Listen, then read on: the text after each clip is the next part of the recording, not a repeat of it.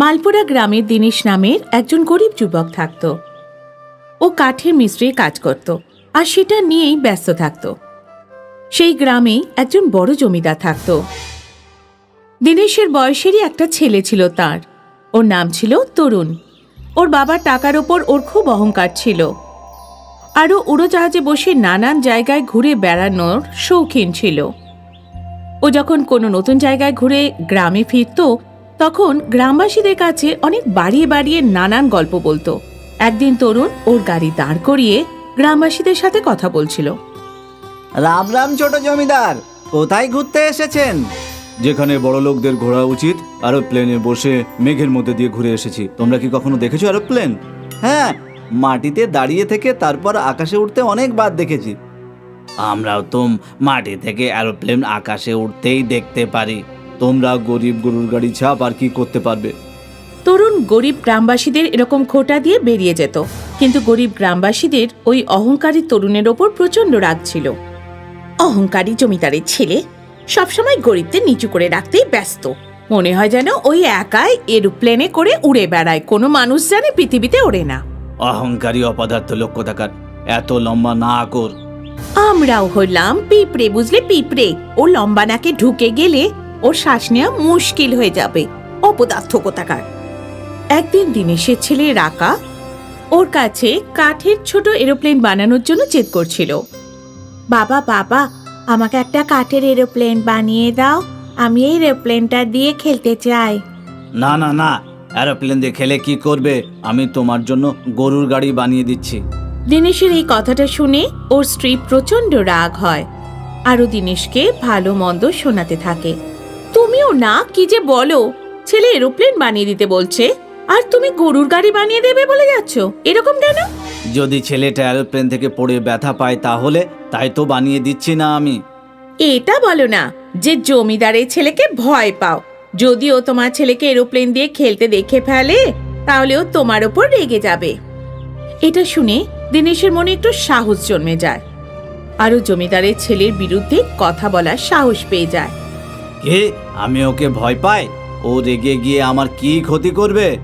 দিনেশ এই কথা বলছিল আর তখনই সেখানে বাসন্তী আসে। আশা বোন, পেটটা ভীষণ গুড়গুড় করছে, যদি বলো তাহলে চিকিৎসা করি। করে নাও বাসন্তী দিদি। শুনলাম ওই জমিদারের অহংকারী ছেলে বিয়ে করতে চলেছে, আর বিয়ের আগে হেলিকপ্টার কিনে আনছে। হেলিকপ্টার!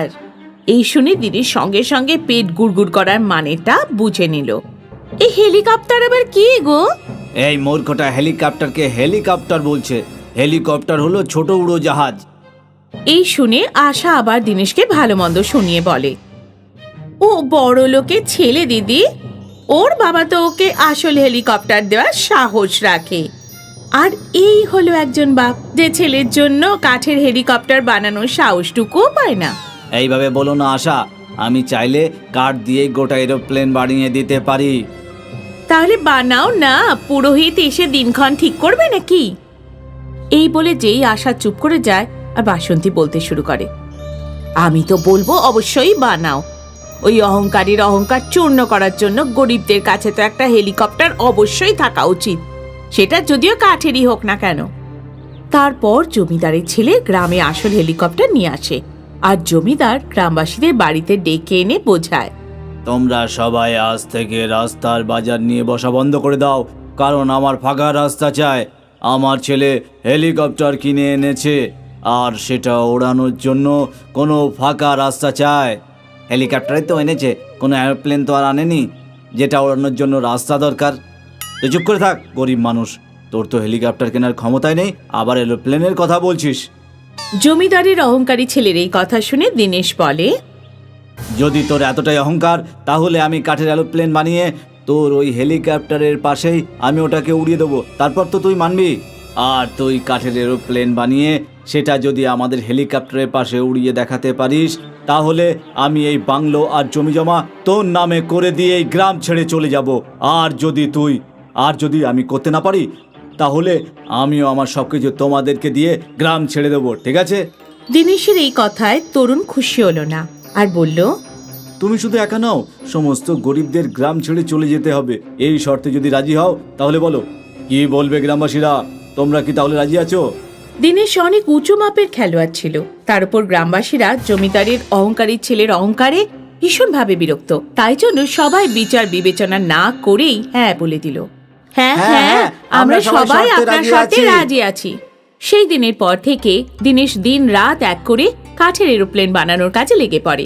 আর জমিদার মনে মনে এই ভেবে খুশি হয় যে এখন তো সমস্ত গরিব কৃষকদের বাড়ি আর জমি জমা ওনার হয়ে যাবে, কারণ দীনেশের কাঠের এরোপ্লেন ওদের হেলিকপ্টারের কাছে শুধুমাত্র একটা খেলনাই হয়ে থাকবে। কি রে দিনেশ, তুই কি কিছু করতে পারবি নাকি নিজের সাথে সাথে আমাদেরকেও দোবাবি?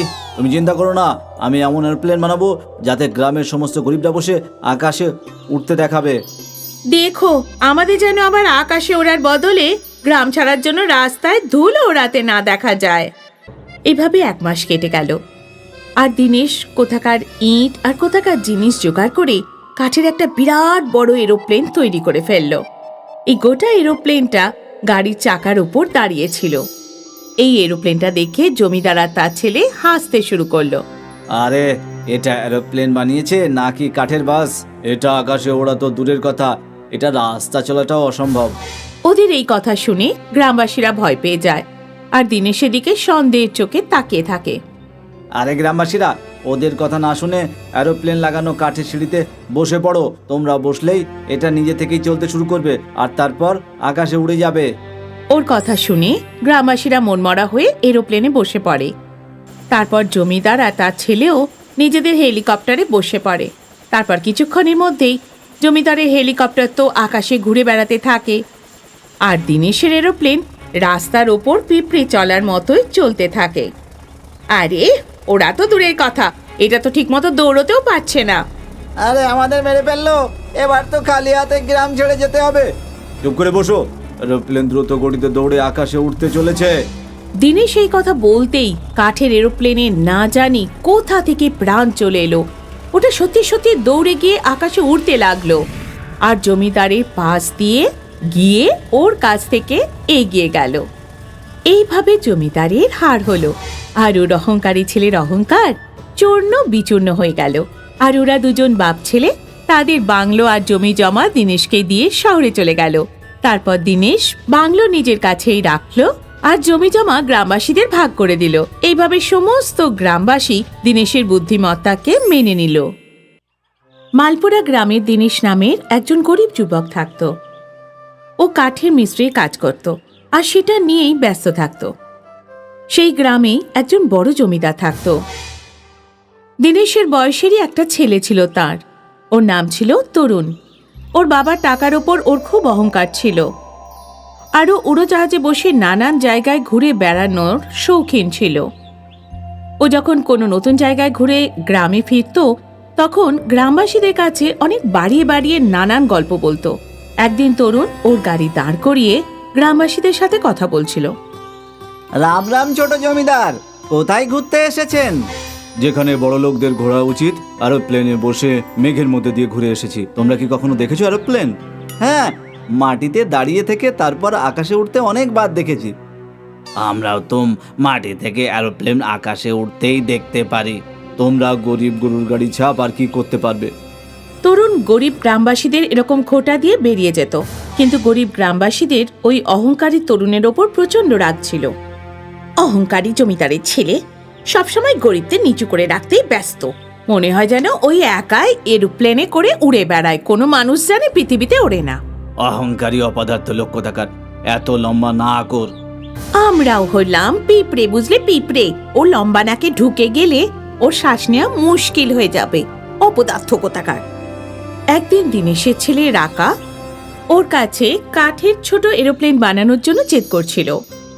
বাবা বাবা, আমাকে একটা কাঠের এরোপ্লেন বানিয়ে দাও, আমি এই এরোপ্লেনটা দিয়ে খেলতে চাই। না না না, এরোপ্লেন দিয়ে খেলে কি করবে? আমি তোমার জন্য গরুর গাড়ি বানিয়ে দিচ্ছি। দীনেশের এই কথাটা শুনে ওর স্ত্রী প্রচন্ড রাগ হয়, আরও দীনেশকে ভালো মন্দ শোনাতে থাকে। তুমিও না, কি যে বলো, ছেলে এরোপ্লেন বানিয়ে দিতে বলছে আর তুমি গরুর গাড়ি বানিয়ে দেবে বলে যাচ্ছ, এরকম কেন? যদি ছেলেটা এরোপ্লেন থেকে পড়ে ব্যথা পায় তাহলে? তাই তো বানিয়ে দিচ্ছি না আমি। এটা বলো না যে জমিদারের ছেলেকে ভয় পাও, যদিও তোমার ছেলেকে এরোপ্লেন দিয়ে খেলতে দেখে ফেলে তাহলেও তোমার ওপর রেগে যাবে। এটা শুনে দিনেশের মনে একটু সাহস জন্মে যায়, আরও জমিদারের ছেলের বিরুদ্ধে কথা বলার সাহস পেয়ে যায়। কে? আমি ওকে ভয় পাই? ও রেগে গিয়ে আমার কি ক্ষতি করবে? দিনেশ এই কথা বলছিল আর তখনই সেখানে বাসন্তী আসে। আশা বোন, পেটটা ভীষণ গুড়গুড় করছে, যদি বলো তাহলে চিকিৎসা করি। করে নাও বাসন্তী দিদি। শুনলাম ওই জমিদারের অহংকারী ছেলে বিয়ে করতে চলেছে, আর বিয়ের আগে হেলিকপ্টার কিনে আনছে। হেলিকপ্টার! এই শুনে দিদির সঙ্গে সঙ্গে পেট গুড়গুড় করার মানেটা বুঝে নিল। এই হেলিকপ্টার আবার কি গো? এই মূর্খটা হেলিকপ্টারকে হেলিকপ্টার বলছে। হেলিকপ্টার হলো ছোট উড়োজাহাজ। এই শুনে আশা আবার দিনেশকে ভালো মন্দ শুনিয়ে বলে, ও বড় লোকের ছেলে দিদি, ওর বাবা তো ওকে আসল হেলিকপ্টার দেওয়ার সাহস রাখে। আর এই হলো একজন বাপ যে ছেলের জন্য কাঠের হেলিকপ্টার বানানোর সাহসটুকুও পায় না। এইভাবে বলো না আশা, আমি চাইলে কাঠ দিয়ে গোটা এরোপ্লেন বানিয়ে দিতে পারি। তাহলে বানাও না, পুরোহিত এসে দিনক্ষণ ঠিক করবে নাকি? এই বলে যেই আশা চুপ করে যায় আর বাসন্তী বলতে শুরু করে, আমি তো বলবো অবশ্যই বানাও। ওই অহংকারীর অহংকার চূর্ণ করার জন্য গরিবদের কাছে তো একটা হেলিকপ্টার অবশ্যই থাকা উচিত, সেটা যদিও কাঠেরই হোক না কেন।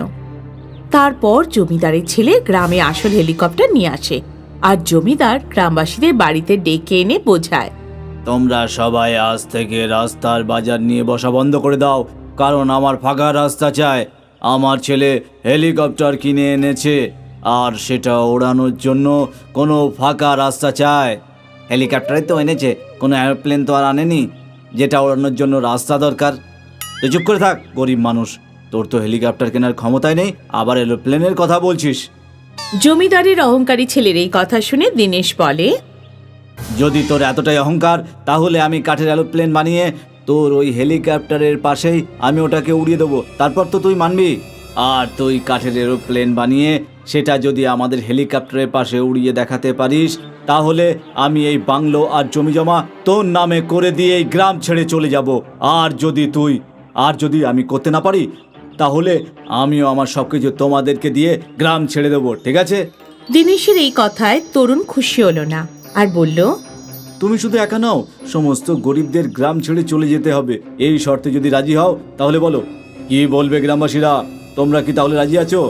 দিনেশ অনেক উঁচু মাপের খেলোয়াড় ছিল, তার উপর গ্রামবাসীরা জমিদারের অহংকারী ছেলের অহংকারে ভীষণভাবে বিরক্ত, তাই জন্য সবাই বিচার বিবেচনা না করেই হ্যাঁ বলে দিল। হ্যাঁ হ্যাঁ, আমরা সবাই আপনার সাথে রাজি আছি।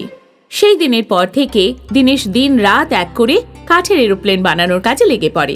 আর জমিদার মনে মনে এই ভেবে খুশি হয় যে এখন তো সমস্ত গরিব কৃষকদের বাড়ি আর জমি জমা ওনার হয়ে যাবে, কারণ দিনেশের কাঠের এরোপ্লেন ওদের হেলিকপ্টারের কাছে শুধুমাত্র একটা খেলনাই হয়ে থাকবে। কি রে দিনেশ, তুই কি কিছু করতে পারবি নাকি নিজের সাথে সাথে আমাদেরকেও দোবাবি? তুমি চিন্তা করো না, আমি এমন এরোপ্লেন বানাবো যাতে গ্রামের সমস্ত গরিবরা বসে আকাশে উঠতে দেখাবে। দেখো, আমাদের যেন আবার আকাশে ওড়ার বদলে গ্রাম ছাড়ার জন্য রাস্তায় ধুলো ওড়াতে না দেখা যায়। এভাবে 1 মাস কেটে গেল আর দিনেশ কোথাকার ইট আর কোথাকার জিনিস জোগাড় করে কাঠের একটা বিরাট বড় এরোপ্লেন তৈরি করে ফেললো। এই গোটা এরোপ্লেনটা গাড়ির চাকার উপর দাঁড়িয়েছিল। এই এরোপ্লেনটা দেখে জমিদার আর তার ছেলে হাসতে শুরু করলো। আরে, এটা এরোপ্লেন বানিয়েছে নাকি কাঠের বাস? এটা আকাশে ওড়া তো দূরের কথা, এটা রাস্তা চলাটাও অসম্ভব। ওদের এই কথা শুনে গ্রামবাসীরা ভয় পেয়ে যায় আর দিনেশের দিকে সন্দেহের চোখে তাকিয়ে থাকে। আরে গ্রামবাসীরা, ওদের কথা না শুনে এরোপ্লেন লাগানো কাঠের সিঁড়িতে বসে পড়ো। তোমরা বসলেই এটা নিজে থেকেই চলতে শুরু করবে আর তারপর আকাশে উড়ে যাবে। ওর কথা শুনে গ্রামবাসীরা মনমরা হয়ে এরোপ্লেনে বসে পড়ে। তারপর জমিদার আর তার ছেলেও নিজেদের হেলিকপ্টারে বসে পড়ে। তারপর কিছুক্ষণের মধ্যেই জমিদারের হেলিকপ্টার তো আকাশে ঘুরে বেড়াতে থাকে আর দিনেশের এরোপ্লেন রাস্তার ওপর পিঁপড়ে চলার মতোই চলতে থাকে। আরে, ওরা তো দূরের কথা, এটা তো ঠিকমতো দৌড়তেও পারছে না। আরে, আমাদের মেরে ফেললো, এবার তো খালি হাতে গ্রাম ছেড়ে যেতে হবে। চুপ করে বসো, এরোপ্লেন দ্রুত গতিতে দৌড়ে আকাশে উঠতে চলেছে। দিনেশ এই কথা বলতেই কাঠের এরোপ্লেনে না জানি কোথা থেকে প্রাণ চলে এলো। ওটা সত্যি সত্যি দৌড়ে গিয়ে আকাশে উড়তে লাগলো আর জমিদারের পাশ দিয়ে গিয়ে ওর কাছ থেকে এগিয়ে গেল।